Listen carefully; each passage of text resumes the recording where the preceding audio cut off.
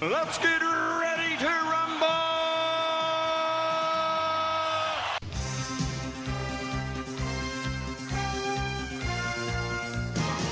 Hello and welcome to Netflix versus Cinema, the podcast that has spent quite a bit of time whinging about, amongst other things, Strictly, I'm a Celebrity, and work things before we actually press record. Anyway, my name is Tosin, and I am the host based up in a place called Bromsgrove near Birmingham in the UK. And joining me, as always, on the Isle of Wight is Sharon Bollen. Hello. And joining us from London, regaling us with tales of PWC and World Cup sweepstakes, it is Holly Nesling. Hello. Yes. Yeah, Holly, you were just talking to us about how you set up the sweepstakes for your team at work. And from what you were saying, it sounded to me like you were totally 100% here for the spreadsheets and not so much for the football. Yeah, I'm pretty hooked on the spreadsheet. It's pretty, it's colour coordinated. It'll move into the next iteration. It's going to be great. Oh, right, cool. I think whatever gets you out of bed in the morning, that's why I say. whatever gets you out of bed in the morning, if it stops you talking about Matt Hancock and Qatar, good stuff. Anyway, what we usually do on this show is we go to the cinema and usually watch a couple of things. This week there's only really one cinematic show in town, so we've seen that. We stay at home and we watch a couple of things. We rate everything out of 5 and we tell you where we think our money has been better spent this week. So the one show in town this week is Wakanda Forever, Black Panther Wakanda Forever, which in typical fashion, whenever Marvel releases a movie, everybody else just goes, yeah, Marvel, we're gonna let you have the cinemas, for the next 2 weeks. It's yours. No, we didn't want anyone to watch our film anyway. So that's, I expect for the next couple of weeks, that's about the only thing we're going to get in cinema. Black Panther Wakanda Forever, because Marvel be marveling. But at home this week, what have we seen? I have seen all of the English, which is BBC iPlayer, which is with Emily Blunt and Chaske Spencer. They're releasing it week by week on BBC, but you can binge watch if you want. So yeah. I thought I'll watch it all so I can review it, and it's straight out of the box on the television.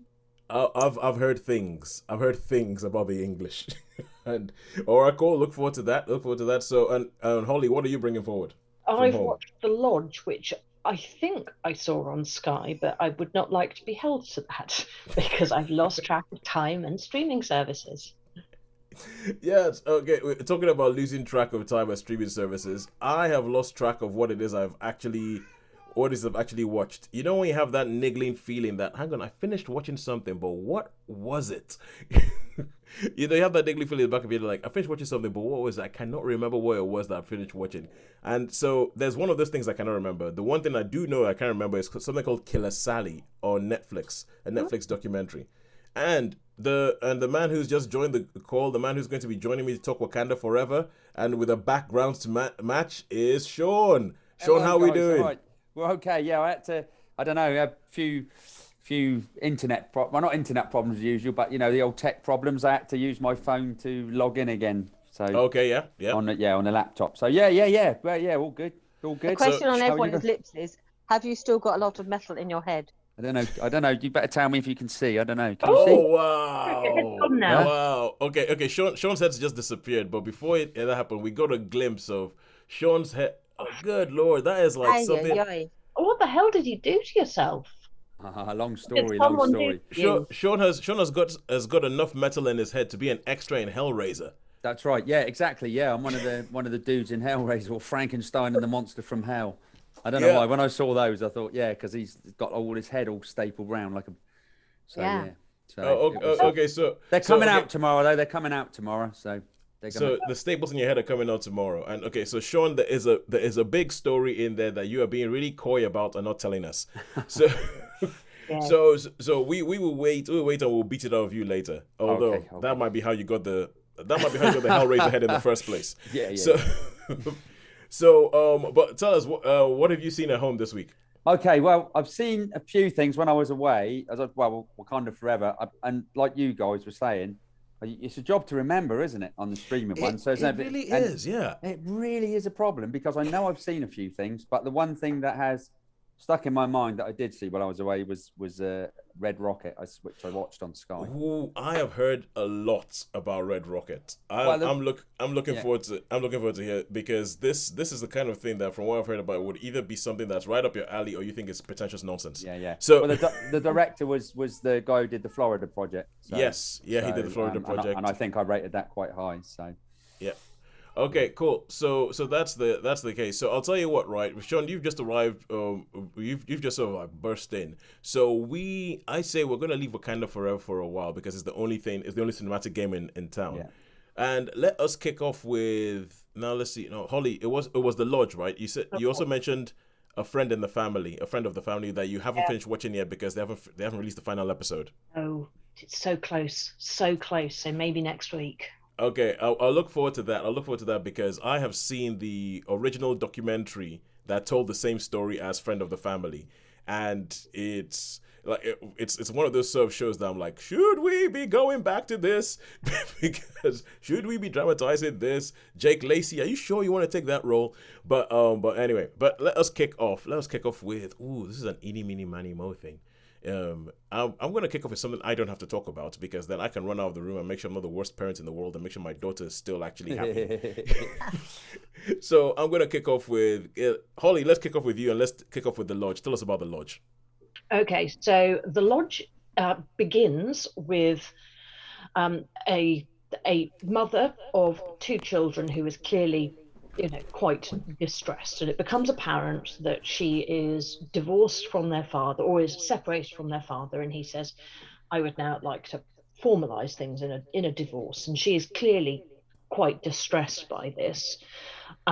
He has a new girlfriend who was nothing to do with the breakup of their marriage. He's just met somebody else, and the soon-to-be ex-wife is pretty traumatized, and it becomes apparent that, from looking around her house, things, that she's quite devoutly religious, and I'd posit Catholic, for what that may or may not be worth, and she commits suicide, which obviously is a massive no-no, and life slowly endeavors to move on after her loss.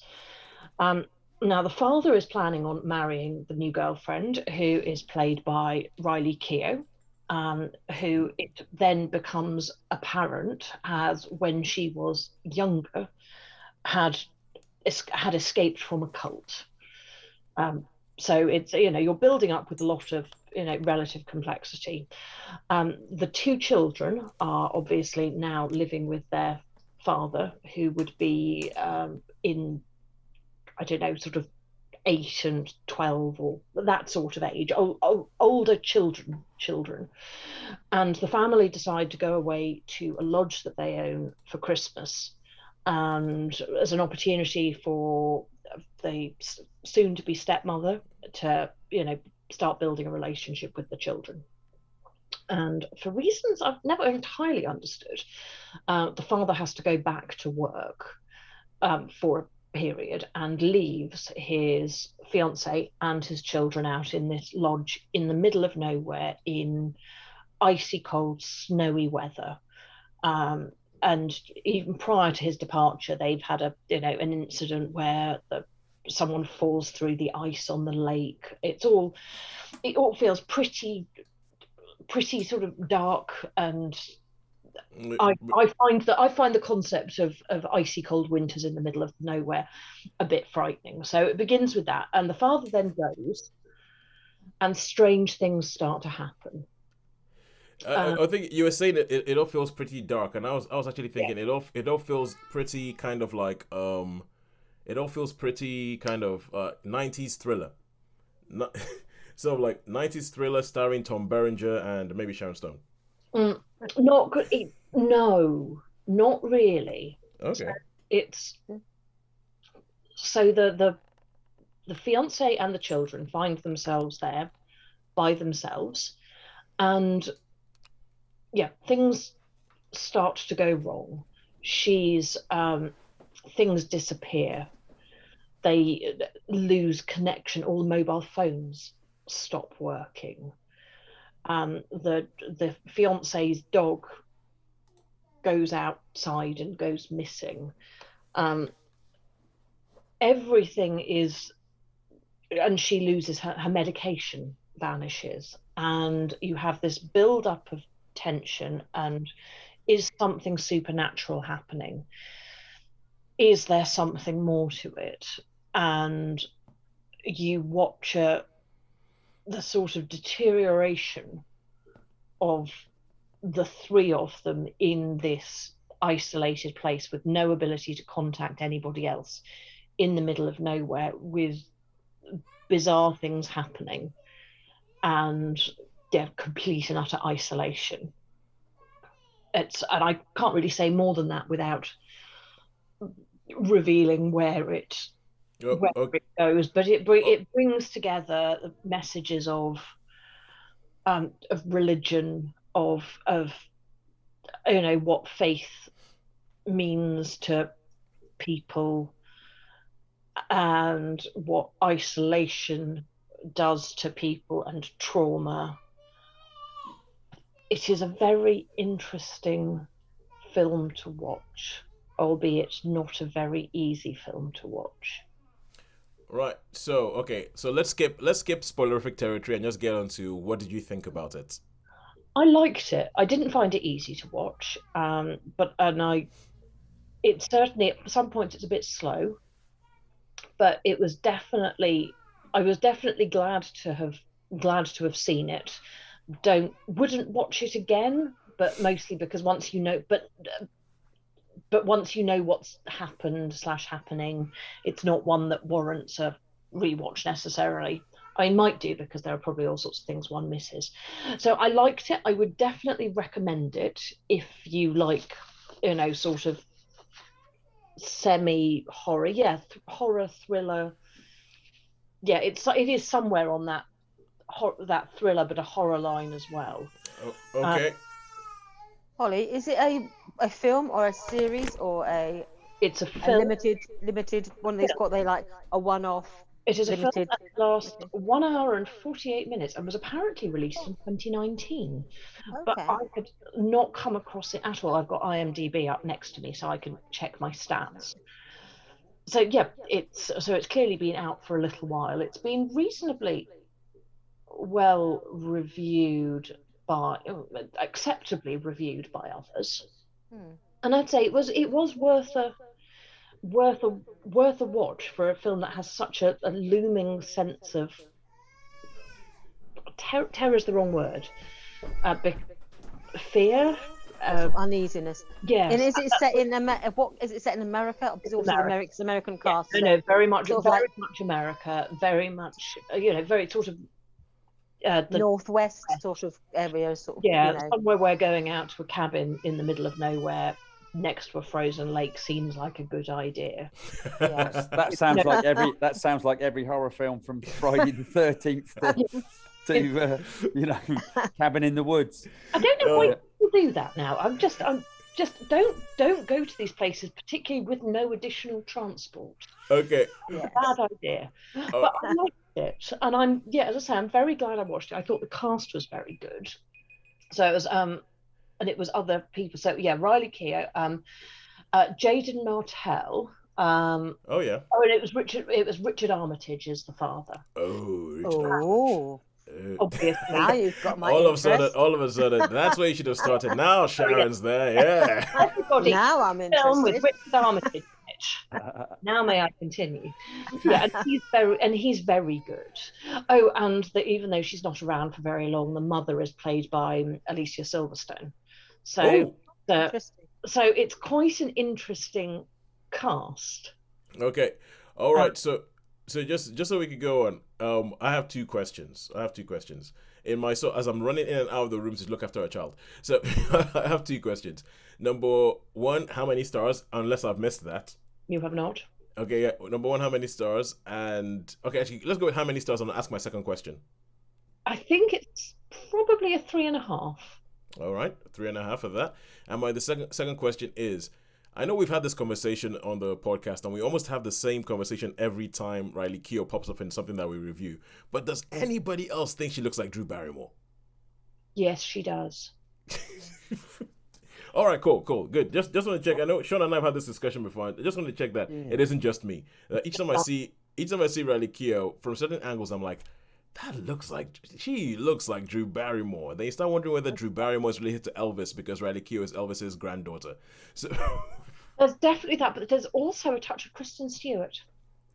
yeah, I see that. Yeah, I see Okay. that. Yeah, but anyway, but she is her own person. She has her own agency. She does not only exist because she looks like other people. So okay, so 3 stars for the Lodge. 3 stars for the Lodge. 3.5. Okay, 3.5 stars for the Lodge. 3.5. On maybe Sky Cinema. We're not sure. Maybe Sky Cinema was released in 2019, so it must have been Sky Cinema.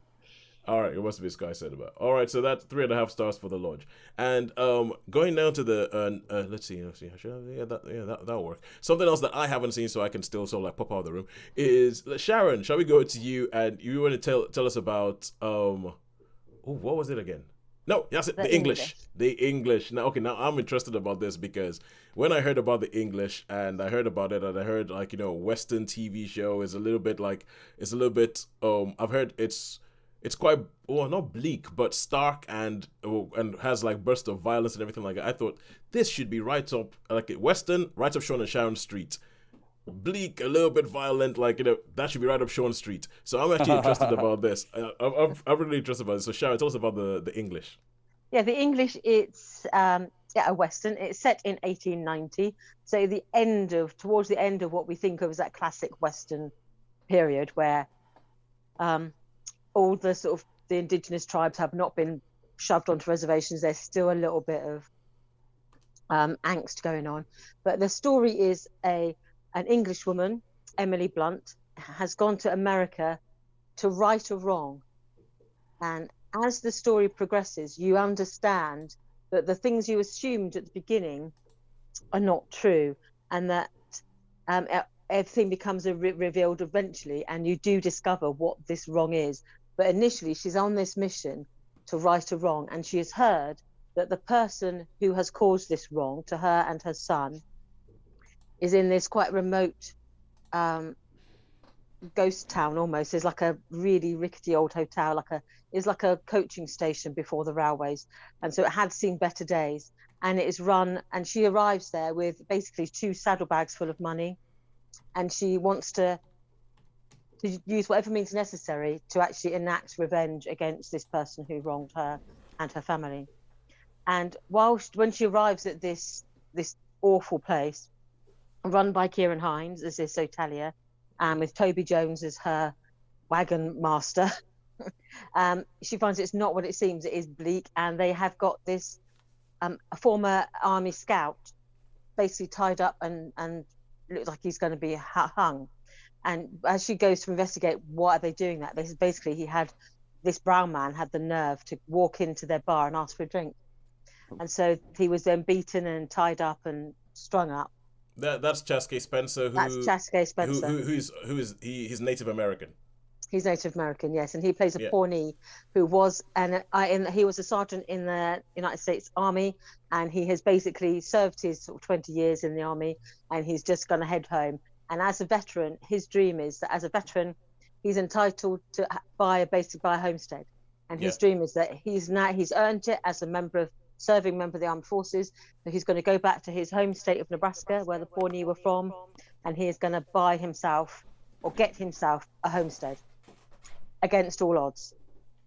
And these 2 unlikely sort of allies come together, where she sees him in this situation and she thinks, I'm going to go and see if I can help him.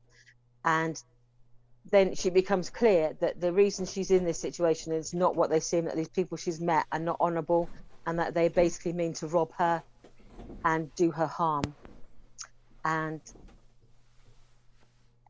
he reluctantly basically comes to her aid after a little bit of toing and froing, and then she comes to his aid, and so they form this unlikely alliance, and where he reluctantly again agrees that he's going to escort her part of the way on her journey so she can seek out this man who's going to hurt her, who hurt her. So it then gets complicated, but basically in a sense it is a revenge story. She wants to right this wrong, and she's going to, by whatever means possible, she is going to seek out the man who hurt her. And so the next episode is basically like a bit of an odyssey, where in each episode you meet a different cast of characters. There's only a couple of recurring characters in the story who become irrelevant. All the others are people she just like encounters, a bit like, you know, Odysseus, who meets these different people that symbolize different things. So in one episode, you've got the hotelier who means to sort of rape and rob her. Then you have like a bushwhacker gang. You've got a group of Eastern European pilgrims who are like Mennonite, who's going to set up their own community. She sort of encounters them. She encounters this sort of a ranching community. So she meets these different people, and each different episode reveals a little bit of the past, what's led her there. And she has some sort of like this sort of violent catharsis where she begins to understand herself better through obviously this violent situation she's been in. So there, and there's a lot of violence in it. People get shot. There's a threat of violence where people are, obviously she's a woman on her own for some of the film, and so there's obviously that peril. Yeah. And there's some interesting characters. A huge, the Rafe Spall's in it. Tom Hughes is in it. As I've said, Kieran Hines and Toby Jones. There's quite an interesting British cast lurking in the background of nearly every episode. Yeah. Oh, so obviously, Sharon, you've done really well. So like skipping around and giving us the essence of this without giving any spoilers about this. So because and another reason, Shaun, why I think that you might like this, it's from what I understand, it was shot in Spain. Yes. So it was shot in Spain, doubling for like Montana or something like that. And so, well, I know that it's not quite spaghetti western, but it's kind of like a similar kind of idea. And but when you mentioned this whole thing about like, you know, a woman going through an area that has like European settlements and all, it's giving me real feelings. And this is a week where Tosin just compares everything to everything else. I'm not sure if you guys ever saw the film The Nightingale. That was set in I saw that. Sure. Yeah, that's good. It's a very good film. Them fellas, I like the way they call them that. That's There's an element of that because obviously at the heart of the story there is this Pawnee man. Yeah. And there's one of the themes behind it is like different people seeking revenge, and for different wrongs that they want to right.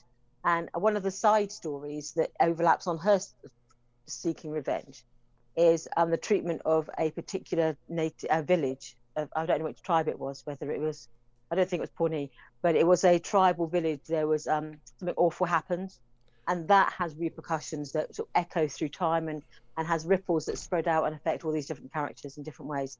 So you do see that treatment of the indigenous peoples and how sometimes they were treated as if they were an inconvenience and not as people.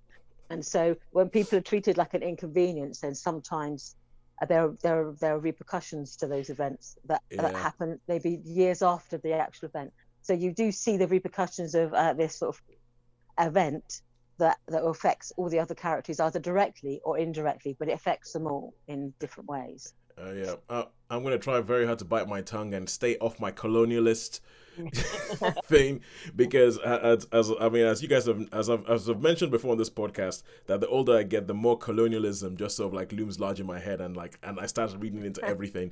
And this is very, very obviously that, but I'll save my colonialist rant for something else we'll talk about later. I can see it on your face. I can watch it as you're starting to build up. So, Sharon, you were going to say, did you start saying you like? I like the way this was constructed as well, because I get a bit tired of this modern convention of starting in the middle, then going back to the beginning, and then skipping back to the middle, then skipping ahead, and then skipping back. And I was like, just tell the darn story. And so sometimes you want a beginning, a middle, and an end. Sometimes it's like there's nothing wrong with having a beginning, a middle, and an end in that order. But actually, this one did start in the middle. But as you understand her more, you begin to see by them going back into the past, and you see how these events in the past shaped her. In this instance, I didn't mind the way it's constructed, that you have the middle, then you flash back to the beginning, and then it carries on sort of more or less in a linear manner. But because normally I just started at the wall, but this time I thought the way it was constructed and the each revelation came at a good time where you went, whoa, and it does make you rethink some of the things you'd assumed, or you you have a tendency to fill in the gaps where a lot of people we'll see films and we read and we know the conventions of modern fiction, filmatic as well as sort of literary.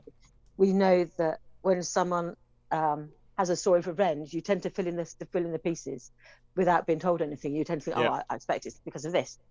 And then as they give the revelations, each revelation makes you appreciate it even more. So I think it was really well constructed and well written. Because I think there's a lot of the why people do this sort of jumped about storytelling is because it's pure laziness. It's to create a bit of drama. Because if you told the story beginning, middle, end, there actually would be. It's not that interesting. You very quickly realize there's nothing here. There's nothing there. So this is a way of like they jump it up. But this one, I think each revelation is interesting, and you sort of go, wowzers.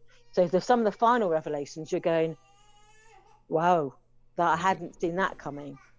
And I thought it was really good. So I actually really enjoyed it. How many stars? I would give it a 4. 4 stars. 4. 4 stars for the English. All the cast were good. Chaske Spencer was just not that like the noble savage. He was like flawed. He was human. He was like a real man.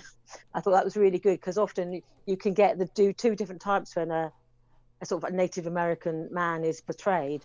They can either be like the noble savage. They could be like a sort of almost like superhuman or super sexy or whatever. But he's like very, very human. And I just thought, the writing it's very good to sort of humanize people when you could just fall into the fact that he's got the pointy hair and he's dressed in a certain way. You can fall into a certain trap, and it's like no, they've portrayed him and he says things like big wampum or stuff like that. So, wow. They didn't fall into those traps. And the fact that he was articulate, it's like he's quietly spoken, but he's articulate. It's like he's not speaking in pidgin English. It's like, why would he? He's been in the army for 20 years. So I thought it was really well done. You would hope that with the quality that obviously seems to be behind this, they would avoid a very easy pitfall to avoid. Okay, and now let's go over to cinema. I'm going to risk it. I'm going to talk Wakanda Forever. Forever. No spoilers. That's a tough one. It's a tough one. It's going to be a bit of it's going to be a bit difficult to have no spoilers. Yeah. But I think what I'm going to stick with this. I'm going to say, unless it's totally egregious, anything that is in the trailer, I'm going to talk about. Anybody that they reveal in the trailer that's in this film, good to talk about. So Wakanda Forever, I'm going to kick off with this. And so this is the sequel to Black Panther. So obviously this is the God knows what number we're in on the Marvel Cinematic Universe. I think we're getting close to 30. We must be about 26 now. They might be about the 26th movie in the Marvel Cinematic Universe. And this is Black Panther, Wakanda Forever. We're back in Wakanda, as the title says. We're black and the big thing about this film was that probably about a year ago now, the news came out that Chadwick Boseman had died from stomach cancer, and he was T'Challa. He was the Black Panther. He was the one that the first one was built around. There was a lot of the success of the first film was all around this guy and about the fact that you finally had oh, look, an African superhero, noble, royal person. And the big question was, how on earth are they going to continue with this film after he died? And I think even the people in the film, I was listening to an interview with Danai Gurira, who plays Okoye in the film, and she said that she too thought, oh my God, once Chadwick went, that's it, we're kind of done. And the film, I love the fact that the film addresses that head on, because they already said that they weren't going to recast T'Challa, they weren't going to recast Black Panther. They deal with it head on. So Chadwick Boseman's dead, and this film starts off, and from the very beginning, T'Challa is dead. T'Challa is dead. We don't know exactly how T'Challa died. We know that it was like a mystery illness, and a big thing, his death powers a lot of the film, because the film comes up in the aftermath of his death. What happens? Because some people now think, oh my God, there's a power vacuum in Wakanda. So we can go, because the whole thing about Wakanda is that at the end of the first film, they reveal that they have vibranium. They reveal they have loads of vibranium, which is the most powerful, the most sought after element in the world. And then you have all these different people who are trying to go for a power grab, a land grab on Wakanda to get his vibranium. And it's about how Wakanda is like fending that off. His mother, Queen Ramonda, played by Angela Bassett, she takes the throne, so she becomes leader of the country, and it's about how they're fending these things off. His sister, Shuri, who feels really, really bad that even though she's a scientific genius, couldn't save him. She sort of retreats, and she's like going really, really into her science and all that. And so a large part of the beginning of this film is all about grief. How people handle grief, what goes on with that, and how it goes on with the country, and how they carry on going things. And I think Angela Bassett, thankfully, has a lot more to do in this film than she did in the last one. Yes. And I think and very well. Oh yeah, brilliantly. She is. I mean, you totally. But you're like, of course she's a queen. Look at her. Look at her. That's it. And Toes, I know a bit sport thing, but when it is a United Nations thing, when she's sort of handling herself, I think she handles herself absolutely brilliant. I really. I think she does too. I think she does too. I mean, there's bits of it where, you know, with me, my issue with Black Panther is, as much as I love Black Panther, I've always said that Black Panther was something that was made for the sensibilities of Black Americans as opposed to Africans. So, and I always said, like, okay, cool. You have this whole cast, but you look at the cast and it's mostly Black Americans playing Africans. And while I'm not trying to deny them that bit of the heritage that they've been denied for God knows how long, at the same time, I'm like, it would be good to have, like, you know, a couple of African performers actually based in Africa in the cast. It would be good to have that. It would be good to have, like, a better proportion of that. And so, and I have the same way when you have an American doing an English accent, there's always like, oh, the same way when you have an American doing an African accent, that United Nations scene, because it's probably the biggest bit of time where she has while she's doing her Wakandan accent. There were bits where I was like, ooh, that was a bit stagey. Ooh, that was a. Ooh, oh, right, okay. Yeah, I could see you putting that on. Ooh, no, I'm not sure we would say it like that. And so there were bits of it, but all in all, but I agree with you, that United Nations thing, it's kind of like if she was nominated for an Oscar, that is the scene they would play. Yeah. I mean, I wouldn't obviously pick up on those sort of little foibles that you were pointing out, but obviously you would much more. But you know, I really like that scene. I thought, I mean, it just, you know, really noble, really well. Yeah, really composed, really composed, yeah, and composed. You get this element because obviously there's this whole idea of the rest of the world trying to come to Wakanda to take its resources, which of course obviously set off my colonialism klaxon. but I think in the Black Panther series, they are very much trying to set off your colonialism klaxon. They are very much leaning into that, and really they're very much saying, yeah, colonialism. And like a whole bunch of places, it was mainly America and Europe trying to get to Africa to take resources out of Africa. And in that scene, there's just this element of Wakanda is a grown-up in a room full of children. And they really, and I really, really love that. So obviously you have all these things that the film does, and the fact that Chadwick Boseman's no longer around means that all the people, they make this film more of an ensemble piece. So all the people who were kind of like in the background in the first film come to the fore. And with the whole Black Panther, that means that it's mostly women. So you have Ramonda, Angela Bassett, you have Shuri, Letitia Wright, you have Okoye, Danai Gurira. You have all these people, you have like Nakia, like Lupita Nyong'o, all coming to the fore. But also in this, while this whole thing is going on, they have this whole thing, which if you've seen the poster, you would know about this. And if you've seen the trailer, you would know about this, that a long-awaited Marvel character who nobody thought would ever come to the big screen because he's too stupid on the page, comes to the big screen, and Marvel decide we're gonna go there. And this is Namor the Submariner, who shows up, and he comes up with his tidy, with his budgie smuggler shorts and his wings on his ankles and essentially, this is the kind of thing that, you know, somebody probably came up with in a drunk-fueled haze in the 70s or something. But he showed up on screen, and the way they bring him into the story, and this is the thing that with the film that got me, Shaun, is that the way they bring him into the story is I was sitting out there going, is that convenient or is that good storytelling? And there's a lot of things in this film where I'm thinking, is that just convenient comic book nonsense or is it good storytelling? Is that just a MacGuffin, or have they come up with a good reason for that thing to be there? And it was I was sat at the end of the film, sat there going, was it? And I think I decided, I've come down on the side that it's good storytelling. It's good storytelling that they just about came up with a good reason why that is there. While Namor shows up, what Namor demands of the Wakandans, what comes up between, like, you know, Namor's land, which in the comics was called Atlantis, but now it's called Talokan, and Wakanda.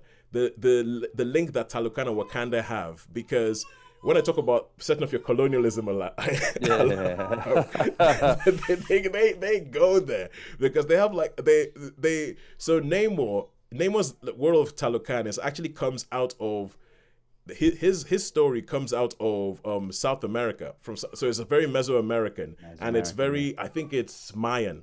There's a lot of Mayan signature, and there's a lot of, and it's pretty much like having a Mayan culture underwater when they have, and I love the design of the Talocans. I love the way that, the fact that it's a different world. I love the fact that the way they actually do things, like their water bombs. I think it's just really, really well done. I think that there is a conflict that comes up in the film, and the way they go about sorting out the conflict, it makes sense that would go that way. It makes sense that it would go that way. There are a couple of things that when I think about it, I'm like, hang on a second, but because Namor is well known for hating the surface world, and in the comics, and he's almost kind of like, a supremacist. He's like an underwater supremacist, where he just wants to wipe out the world, because underwater should be the ones who should be in charge. And the reason they give for where that comes from, it makes me I have some questions. I'm like, hang on, but wouldn't it just be those people as opposed to be the entire world? But anyway, there's things there. There's things that you can ask, and you can ask. But Sean, I'm going to stop talking. I'm going to take a breath and let you tell me what you thought.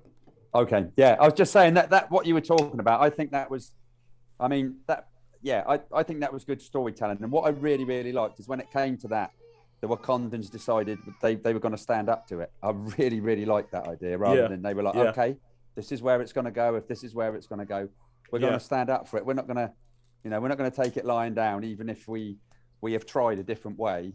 Yeah, we've tried different ways to put this, but if it comes down to it, we're going to make a stand. We're not going to. I really, really like that, because I think they would. And this it's difficult to say, but it just felt right. Everything, like me huffy puffy tuffy. Yes. Like things I get going. Yes. This, I just thought, well, no, they're doing things that a country would do. They're not lying down. They're not taking it. They're saying, they're giving you a reason for all these different things to happen. Yeah, exactly. And I always feel like in Wakanda, I feel like Ryan Coogler, who does this, I feel like whenever he does something with Wakanda, they're almost trying to show you the way they think the world should be.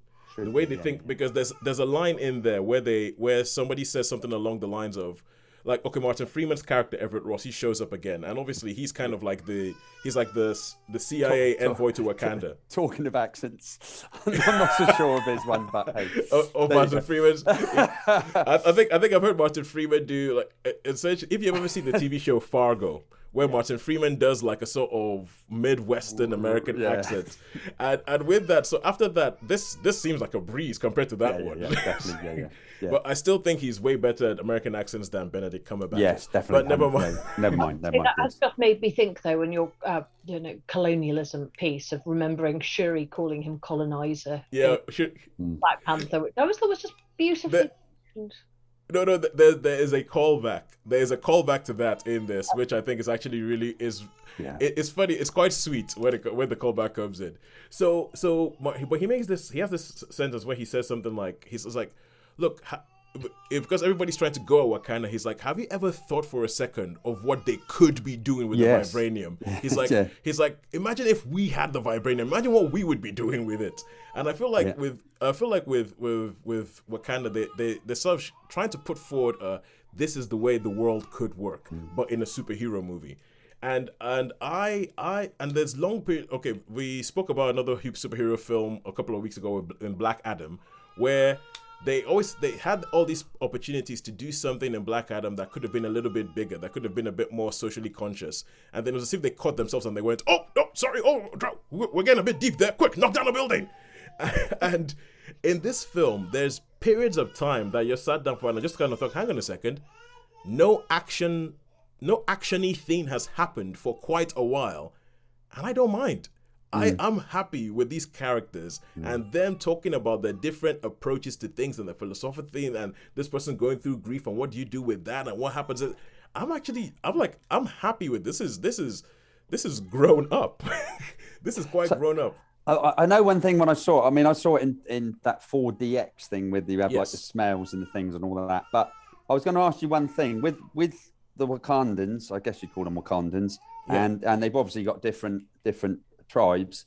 Was that like Pan-African tribes? Well, because with different or that's always been the thing that they've done with Wakanda. Wakanda, it's because obviously people have complained, and obviously with me, I'm definitely one of them, complaining about the accents and all that, and trying to see what they're doing. Like, you know, Chadwick Boseman, when he had T'Challa's accent was, as far as I was concerned, a Nelson Mandela impression. Yeah. And Yeah. and then you had Umbaku, who was obviously Nigerian, and you had all these different people. I mean, Lupita Nyong'o finally got to use her own accent in a film, and so which is Kenyan, and it's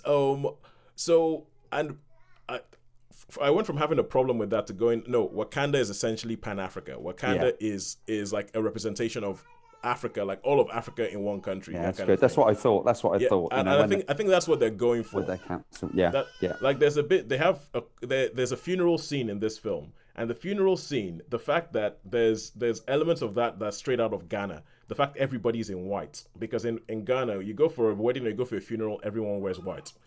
So it's like, and so yeah, there's things about it, but I was just really, really happy with the way they did it. I feel like this time round, because the first film had a big burden of representation on it, and I feel like this time around, the second film, it carries the representation a lot lighter.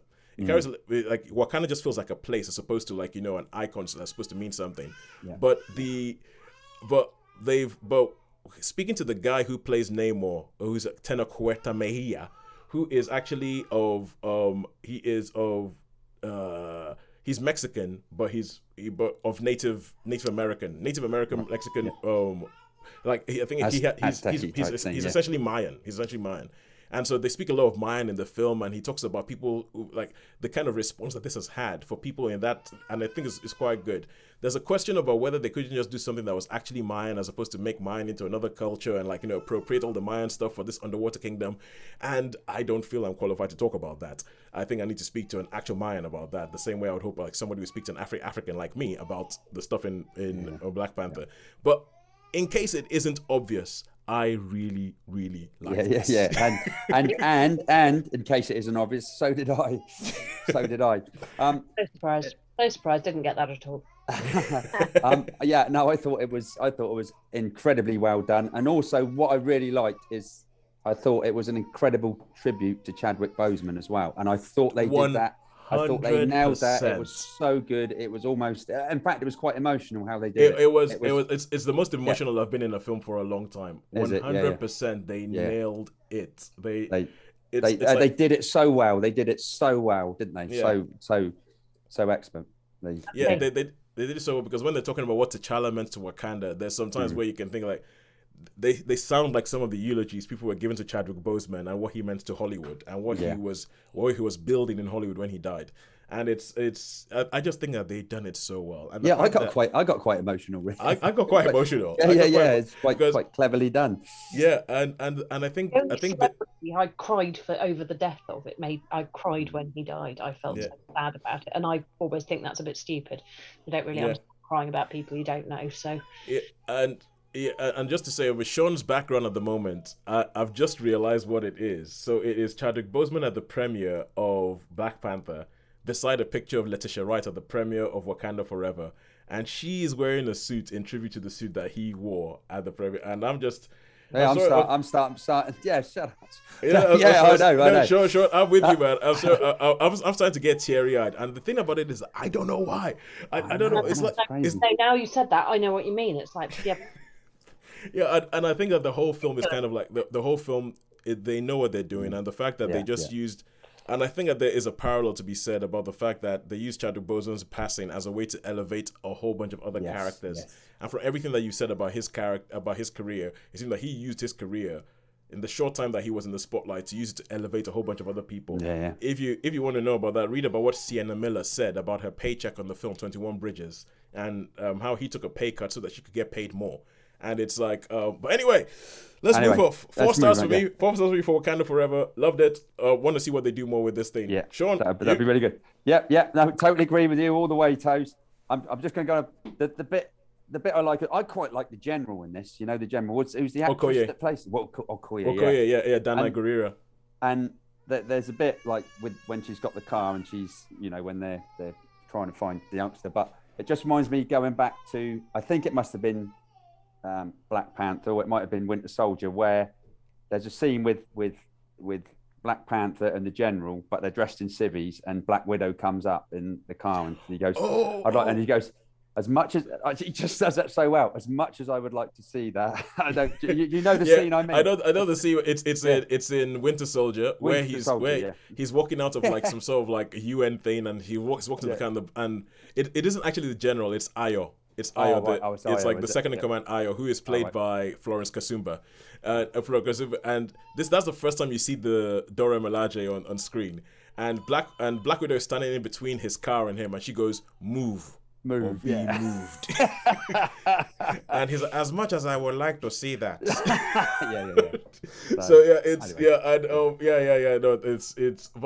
I think Wakanda is a good thing. I think Ryan Coogler's doing a really, really good job. I'm looking forward to what they do next, and all I'll ask is just please give me more Africans in the film, in the cast. That's the only thing that's my only note. But I think, and there's so much more we have to talk about that we haven't even touched on. There's Riri Williams in the film. There's we could do a whole show on it. We could be here for an hour. But I just thought, I think from recent Marvel movies, this is by far head and shoulders above. It's head and shoulders above Doctor Strange and Multiverse of Madness, above Thor: Love and Thunder. This is the best film that they've done for a while. Probably since Spider-Man: Far From Home, or No Way Home rather. So yeah, that is it. 4 stars for Wakanda Forever. 4 stars for me. Yeah, that's 2. Brilliant. All right, cool. And now, Sean, you know what? I'm going to leave my TV thing off the table for this week because someone's yelling. You might be able to hear somebody yelling "Daddy." And Sean, tell us about Red Rocket. I've heard good things about this film. And what was that? What was that, Holly? Daddy! Oh, right. No. Sure. Holly, I don't need it in 2 ears. I don't need it in stereo. well, you know, with me with films, I can go through a brief synopsis and then have the theory. Yeah. Okay. So, I mean, I did a review a while ago with the Florida Project, which I really, really liked. It's directed by the Sean Baker. So they're not like major films, big blockbuster films. But they're like character studies. So this basically is about Mickey. He returns to his hometown, which is in Texas Sabre, which is like one of those oil factory towns, typical as you can imagine, Texas town. And he's a bit destitute, and he gets back together with his old wife, or he goes to his old wife, and eventually moves in. And then he says, "Oh, you can move in. You've got to get a job. And he goes to these jobs, and he says, they said, "Oh, you got a long gap in your resume. You know, what did you used to do?" And he says, "Well, I was an adult film star. I was a porn." So he doesn't get those sort of jobs. So he ends up going to see some other characters to sell marijuana, and then he gets back with his wife, and they go out to celebrate, and he sees this younger girl, and sort of strikes up a relationship with it. And it's just a real all these different characters, really no one's, there's not a lot of money. It's pretty small town, a bit of a soap opera, which it's just really good. All the characters are really, really good. Obviously there's different situations where they get beaten up. You've got your druggy type dealers, you've got a mate of his that really likes him, but he wants to pretend to be he was like a veteran, and even though he wasn't, and he gets beaten up in the mall, and it's just he goes around on a bicycle around this. So the scenery of, I suppose, a bit like Nomad Land and films like that. I really, really like those sort of films, which just all these different characters. Nothing really, really much happens except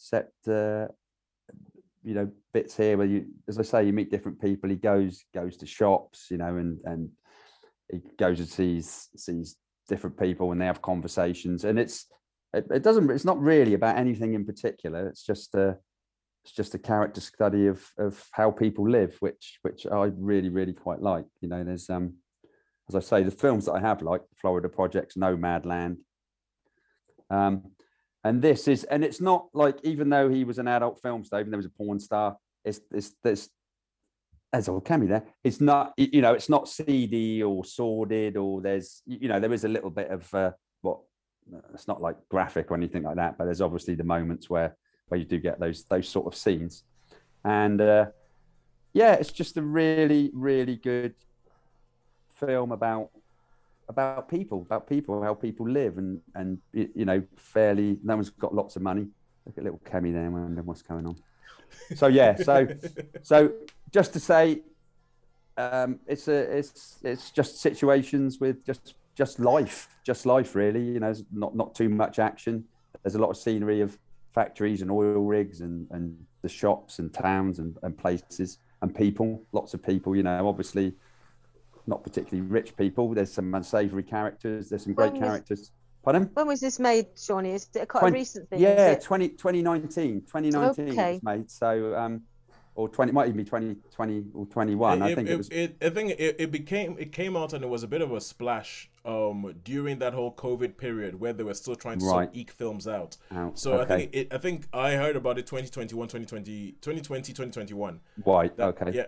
But the thing is, because I know the guy who plays the main character, I can't remember his name. But Simon Rex.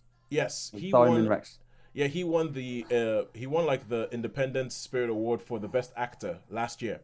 Like everybody was talking about it, and they say a lot of this film sort of rests on his performance. Yeah, I mean, he is totally believable as like a character that, in fact, do you know one of those characters that is flawed, but you can have sympathy with, if you know what I mean? It's flawed, not particularly, but you can, because he's just trying, man. He's just trying to do his best. You know, he wants to survive. He's like, and he's sort of got to play off all these people, and they're quite nasty to him, you know, and they're nice but nasty to him. Like his wife's, his ex-wife or his wife's mother-in-law's there, and she's like, well, yeah, you can, you know what I mean? She sits on the thing, and they look at him with disdain and all that. But yeah, he's a sympathetic character, I think. Okay, that's interesting, because everything else I've heard about this character says that he's an absolute he's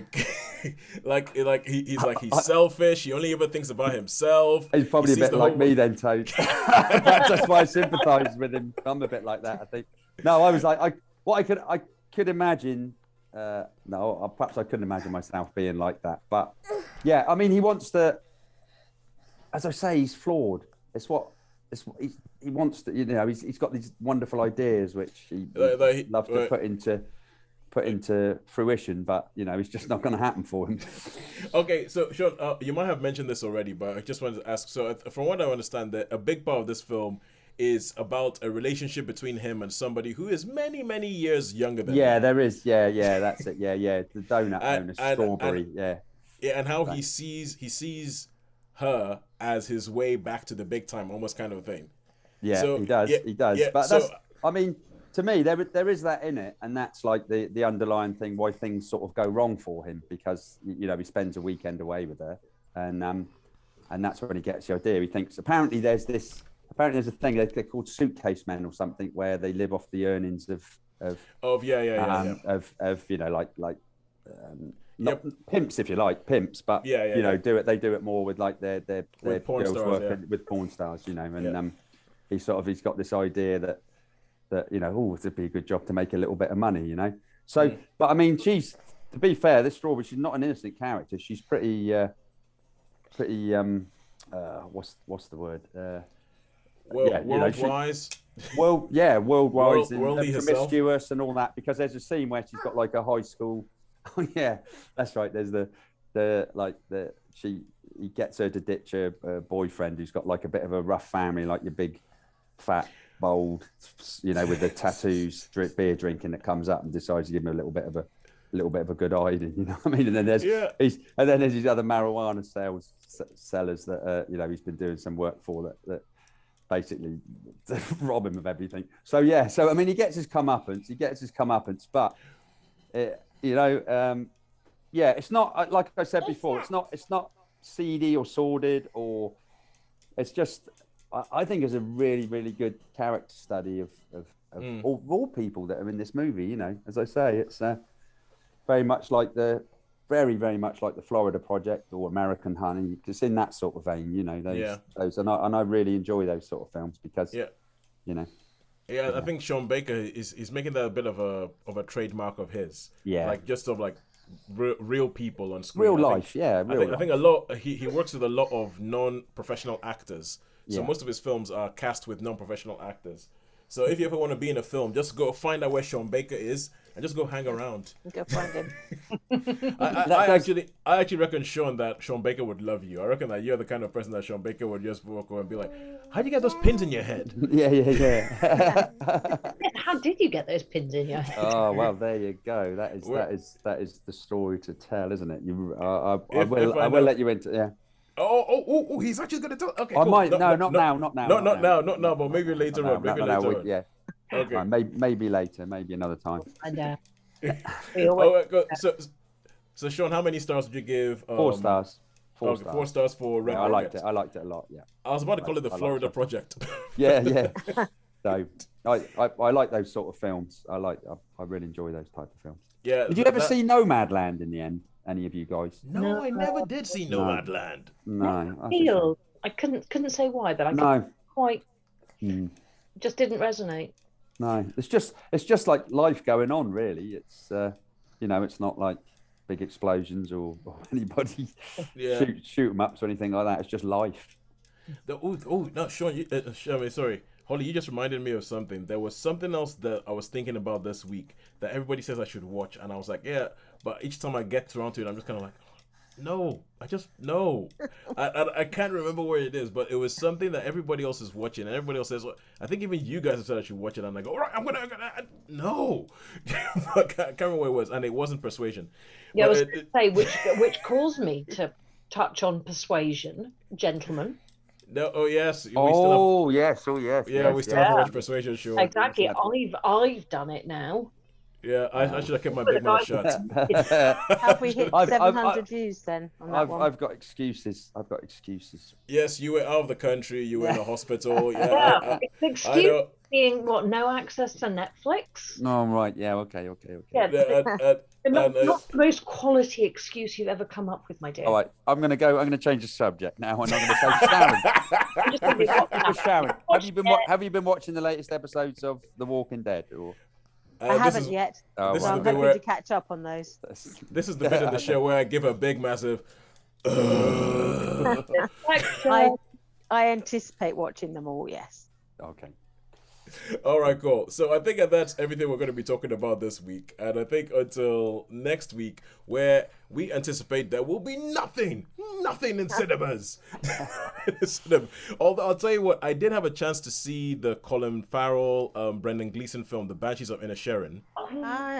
I've heard a lot of good things about this because it comes from Martin McDonough. I think it's him, not his brother, but the same guy who did 3 Billboards Outside Ebbing, Missouri. Oh right, okay. Yeah, and Banshees of Inisherin, and I did have a chance to go see it, and I was like, okay, let's go. But the problem is the tickets were £9.50. Oh. Yes, the tickets are £9. Darling, don't staple your top. Don't worry, there's no staples in that stapler. Right. For anybody seeing this on video, I'm not a bad father, honestly. I try not to be. Not to do with the stapler. Yeah, I'm not just letting my child play with a stapler full of staples. And but the tickets are £9.50, and because I'm no longer in an area where I'm close to either Cineworld or an Odeon, and each time so the view I can just about get away with because that's like $5.99. But I was just morally against in these times spending £9.50 to see one film. Yeah, no, that's it. Yep, yeah, I can understand that. And even it's not like a huge blockbustery film, is it? It's one of those ones that you could quite easily wait until. Well, you see, and this is part of the existential question, because huge blockbustery films, technically speaking, probably do not need my money. They don't need my money. They don't need my help. It's smaller films like The Banshees of Inisherin that do need my money. So, but £9, I couldn't bring myself, and the only way I could square it was I was like, I'm not going to see this in a chain. I have to go find an independent cinema that probably needs my money even more than the small film does. Yeah. So I think I found one. So maybe if they're still on next week, I'll be able to see The Banshees of Inisherin and let you know. But the fact is, I don't think there's going to be anything in the multiplexes because of Black Panther. I mean, for me with that, I did toy with the idea of seeing that, but I really think In Bruges is an incredibly overrated movie, and I'm not particularly keen on Brendan Gleeson. I don't see what all the fuss is about. He's another Stanley Tucci as far as I'm concerned. Well, the thing is, I would agree with you on, I wouldn't say In Bruges is overrated, but I feel like I don't get it. I don't get what the big fuss about In Bruges was. I feel like it's made for people who maybe have a different life experience than me, because I know people who rave about In Bruges, especially the last line of In Bruges, and say, oh my god, the last line of In Bruges is an absolute genius line. And I heard about this, and when I watched the film, and the last line was happened, and then the credits started rolling, I was like, oh, that was it. That was the last line. Okay. And it just kind of, I don't get In Bruges. I don't get why everybody thinks it's that genius. I don't. Like for me, for instance, something like Seven Psychopaths. I think Seven Psychopaths is a much more enjoyable film than In Bruges. Yes. And so it's but hey, anyway, due to lack of anything, we might end up watching the Batches of Inisherin next week, and we might actually make good on our word and go watch Persuasion, which has, I'm trying to see how many reviews that Sharon's review of thing has on our page at the moment, and no, it's 695. Sharon, it stops. But still Sharon haven't quite got to the 700. But Sharon and I didn't you say if it got to 500 you'd watch it? Yeah, we said that 200 views ago. We said we would watch the film 200 views ago. I can get those 5 over the line. This is okay, and Tim, you had to wait until now to get your shout out, just to make sure that you're actually listening. So that this is going to be Sean Tim Richards. This is Tim Richards, and this is going to be Holly flexing that PwC muscle. Tim Richards and John Nugent as well, both of whom. John had already started listening. So wait. So you know somebody at PwC called John Nugent? I do. You know that's actually the name of a film journalist he works for Empire magazine and sometimes shows up on their podcast. So when he said John Nugent, I was like, I think it's highly unlikely that it's the same person. But I will be asking my John Nugent about this tomorrow, saying, please, can you confirm that you're not the John Nugent from the Empire Movie Podcast. Anyway, until next week, I think all there's left to say is a goodbye from me, and a goodbye from me, and a goodbye from me, and a goodbye from me. We will see you next week. Well done, Kemi. You've been a very good girl. Yes, well done, Kemi.